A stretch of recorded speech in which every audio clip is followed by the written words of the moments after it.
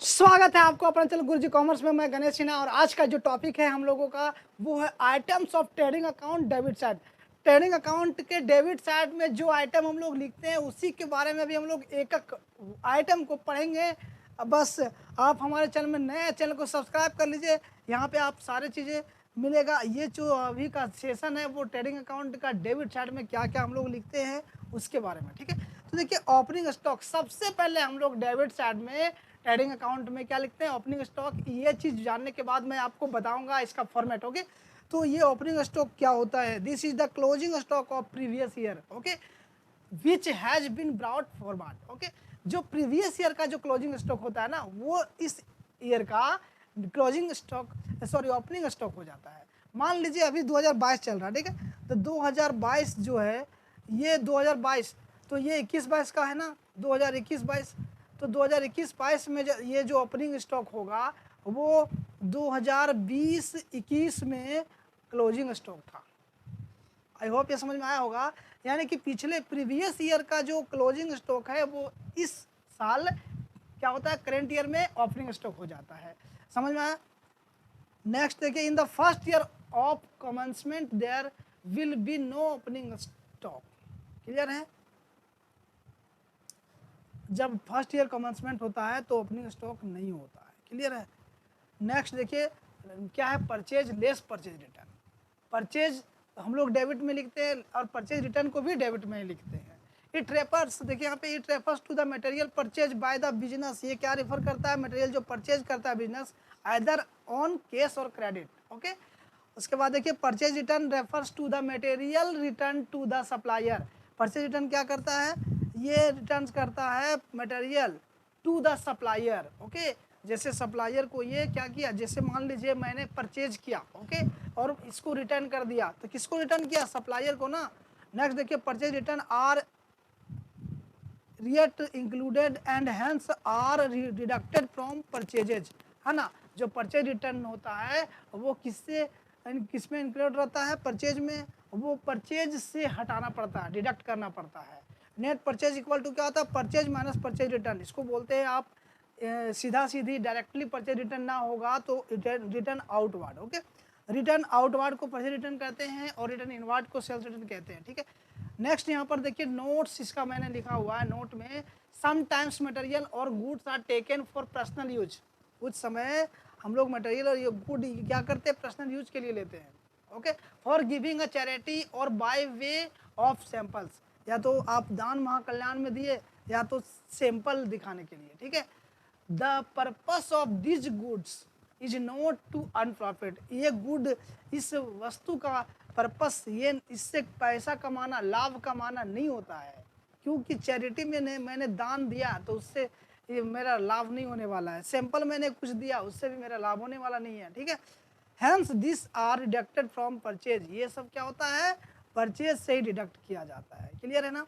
देखिए उसके बाद हम लोग थर्ड पॉइंट में आते हैं, डायरेक्ट एक्सपेंसेज। डायरेक्ट एक्सपेंसेस को क्या करते हैं, ट्रेडिंग अकाउंट के डेबिट साइड में इसको हम लोग लिखते हैं। Expenses directly associated with the goods are can called direct expenses. जो गुड्स पे डायरेक्ट लग रहा है ना उसको क्या बोलते हैं, डायरेक्ट एक्सपेंसेज। दीजिए include the expenses to purchase of goods and to bring them to the business premises. Clear है ना।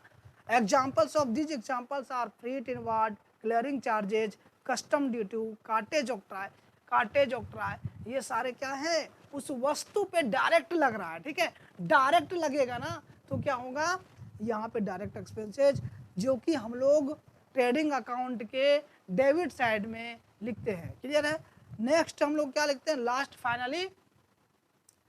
फाइनली लिखते हैं ग्रॉस प्रॉफिट आता है। क्लियर है, ग्रॉस प्रॉफिट आता है तो यहाँ पे ग्रॉस प्रॉफिट लिखते हैं किधर, डेबिट साइड में। This is the balancing figure of the trading account. It show the excess of net sales over cost of cost of good sold. It is transfer to the credit side of profit and loss account. ये क्या होता है, profit and loss account में credit side में transfer होता है, okay. जब gross profit to side में होता है, डेबिट साइड में होता है, तो ये प्रॉफिट एंड लॉस अकाउंट के क्रेडिट साइड में ट्रांसफर होता है। अब हम लोग पढ़ेंगे items of trading accounts. Credit side में जो होता है आइटम वो हम लोग पढ़ेंगे, ठीक है। तो सबसे पहला है सेल्स और सेल्स रिटर्न, है ना। सेल्स और सेल्स रिटर्न जो होता है वो क्रेडिट साइड में लिखा जाता है। Sales refers to the amount receive or to be receive from sales of good, जो हम लोग सामान को बेचते हैं ना उससे जो अमाउंट आता है उसको सेल्स बोला जाता है, ठीक है। Since it is income for the business and sales अवे हैज अ क्रेडिट बैलेंस, है ना, ये क्या है, बिजनेस के लिए एक इनकम होता है, इसलिए सेल्स जो होता है वो क्रेडिट बैलेंस होता है।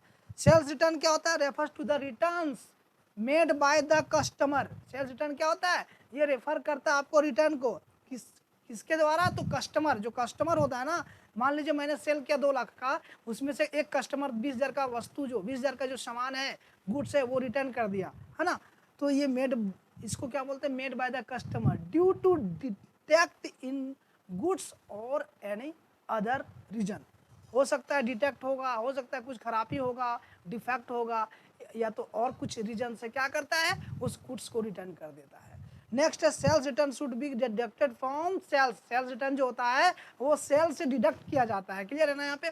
तो नेट सेल्स का फॉर्मूला क्या होता है, सेल्स माइनस सेल्स रिटर्न। मान लीजिए 2 लाख रुपया का मैंने सेल्स टोटल किया, उसमें से 20,000 का क्या हुआ, रिटर्न कर दिया, तो क्या होगा, तो नेट सेल्स कितना होगा, 1,80,000, क्लियर है ना, आई होप क्लियर है। तो चलिए यहाँ पे नोट, थोड़ा सा इसके बारे में जानकारी लेना बहुत जरूरी है। Purchase return are also known as return outward. Okay, मैंने बताया था परचेज रिटर्न क्या होता है, रिटर्न आउटवर्ड, और return outward as the goods are going out of the company business, है ना।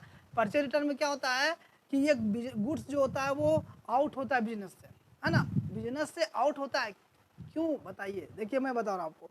मान लीजिए आपने परचेज किया 1 लाख रुपया का, 1 लाख का गुड्स परचेज किया, उसमें से 20,000 का आपने रिटर्न किया, तो क्या हुआ, goods are going out of the business, goods जो था वो बिजनेस से गोइंग आउट हो गया, बिजनेस से चला गया, क्लियर है ना।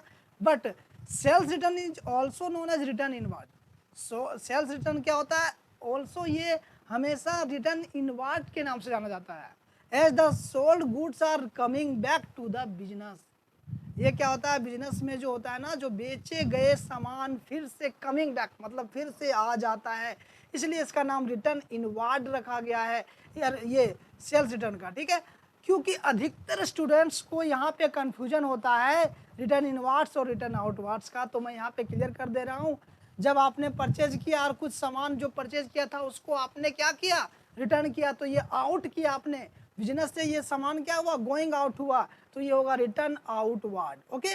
और रिटर्न इनवर्ड में क्या होता है, सेल्स आपने किया, वो सामान क्या हुआ, फिर से आपके पास कमिंग बैक हो गया, मतलब फिर से वो सामान आपके पास रिटर्न कर दिया गया है, तो ये रिटर्न इनवर्ड है ना, ये आपके पास आया है, इन मतलब आना, आउट मतलब जाना, समझ में आना। परचेज रिटर्न होगा तो रिटर्न आउटवर्ड, और सेल्स रिटर्न होगा तो रिटर्न इनवर्ड, क्लियर है। इसमें से बहुत स्टूडेंट्स को कंफ्यूजन रहता है, इसलिए मैं ये टॉपिक, ये चीज़ मैं आपको बता दे रहा हूँ। नेक्स्ट यहाँ पर देखिए हम लोग जो लिखते हैं क्रेडिट साइड में, वो है क्लोजिंग स्टॉक।